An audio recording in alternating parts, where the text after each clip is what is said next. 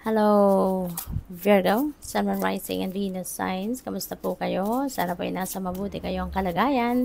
Welcome back po sa Star Tarot. Kung bago kayo rito, welcome din po kayo. And please subscribe, like, share our videos, and leave me a comment po kung nakaresonate kayo sa mga messages.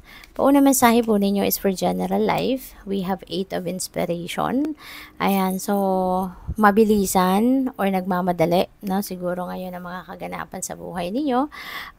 Probably there are opportunities, there are wonderful news, coming your way na maaaring kakailanganin, no? Yung immediate action ninyo, kakailanganin yung mabilisang pagdedesisyon, no? So pwedeng ganon. Travel also, is very imminent, no? Para sa inyo. Siguro may travel na related sa pag-aaral, related sa business, sa trabaho, or pwedeng related sa pamamasyal, no? Maaaring merong ganong sitwasyon din dito for some of you, Virgo. Possible din, no, na ang iba sa inyo is also going to take advantage, no, of these opportunities, no, sa kahit saan mang mag-fall ito. Kaya dapat ready kayo, no? You need to be physically, mentally, and emotionally fit and ready, no, para mangyari, no, kung ano man ang mga gagawin ninyo, mag-come to fruition, kung ano man ang mga bagay na you're going to take steps, no, sa ngayon. So, yung pangalawang message ninyo is for money, career, and finances. Wow, napakaganda, Virgo. Claim na natin ito.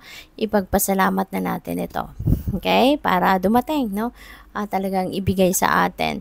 So, the wheel, no? This is the wheel of fortune. This is good luck and good fortune on your side. Lalo-lalo na nag-fall ito sa money, career, and finances.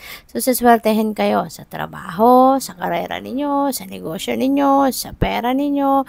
So, magiging maayos ang lahat. No? This is going to be like the turning point sa buhay ninyo. We're in from hitting the rock bottom, no, in the past, or even ngayon siguro, o hindi pa masyado maganda yung kalagayan ng inyong kaperahang aspeto, trabaho, karera, negosyo. Ngayon, no, things are going to change for the better. No? Magiging maayos na ang lahat.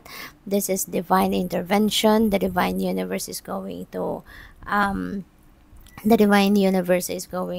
look into your situation at aayusin niya ito. Tutulungan kanya maging positibo ang mga pagbabago na mangyayari sa buhay ninyo, no? So, pwedeng maging maluwag na, no, ang inyong kaperahan sa ngayon. Pwedeng maging prosperous and abundant ka na sa ngayon. Kung nag-a-apply ka ng trabaho, maaaring makuha mo na kung ano ang gusto mo sa negosyo ninyo, diba? Things are going to be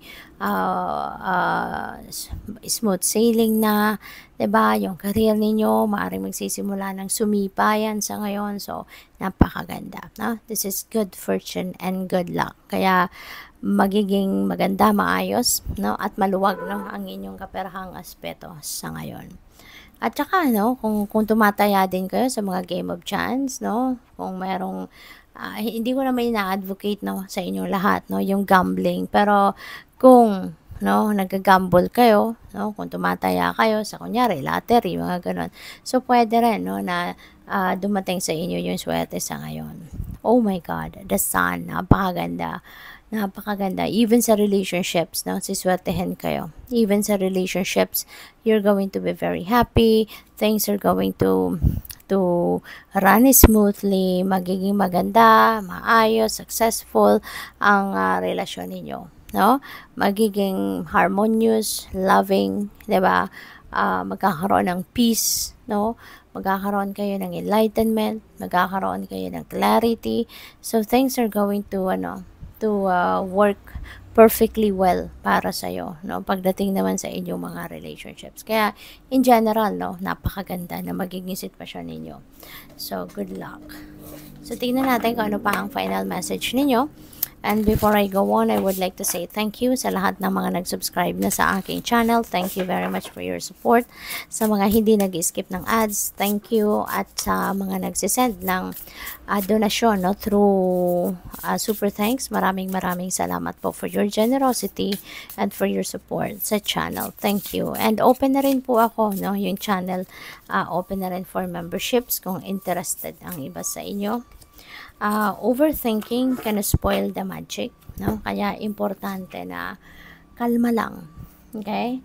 Si Virgo kasi napakahilig mag-overthink, mahilig mag-overanalyze ng mga bagay-bagay. Sobrang sobrang intellectual, matalino. Kaya ayun, parang no-over naman, no? Yung pag-iisip, pagdidiskarte. Kaya sabi dito, overthinking can spoil the magic. So, instead na siguro magiging maayos na ang kalagayan ninyo, magiging smooth sailing ng lahat, by overthinking, it can sabotage, no, the magic of the things that are about to happen. Kaya, wag na kayong mag-overthink. Okay? Wag na kayong mag-overthink. Just go with the flow with life. Sumunod na lang kayo sa agos ng buhay. At i-offer nyo na lang. Kung meron kayong mga worries, i-offer nyo na lang yan sa Panginoon. Offer it to God. Okay? Para nang sa gayon, maging makapag-relax kayo. Okay? Makapag-isip kayo, makapag-muni-muni kayo. At maging magaan, no? Ang inyong pakiramdam. Okay? So, we have magic happens when you most expect it. Diba? Kung lagi kayong nagdadasal, lagi ninyong iniisip, no, yung mga bagay na gusto mong mangyari, siguro nagmamanifesting kayo, nag-affirmation kayo, yung mga ganon. So, talagang dadating at dadating yan. At saka mararamdaman ninyo, you're very intuitive Kaya mararamdaman ninyo na kung ang minimithi ninyo, pinagdadasal ninyo, mga heart desires ninyo, you would know kung yan ay dadating na, kung yan ang mangyayari na, kasi napakalakas ng inyong radar. So you would be able to figure out kung yan ay paparating na, kung yan ay mangyayari na, yung ganon, no? So what else? Creator alchemist. So this is you. You are an alchemist, diba? You are an alchemist, Virgo. Kaya it feels like to me that you are going to create a lot of beautiful things sa buhay ninyo na ikakatagumpay ninyo, ikakasaya ninyo, no? So maybe meron kayong mga sisimulang bagong ganap sa buhay. Maybe you are going to start a new endeavor. You're going to embrace a new life. Maybe you are going to start a new venture, diba? Sa kung ano man area of life ninyo, no? So, good luck, no? Kasi this is you. This is your energy. So, kung ano man yung iniisip ninyo, whatever it is that you are wishing for, or kung ano man ang minimithi ninyo na gusto ninyong makuha, gusto ninyong mangyari, it will come. Okay? So, good luck. Thank you for watching. Love and light. Namaste.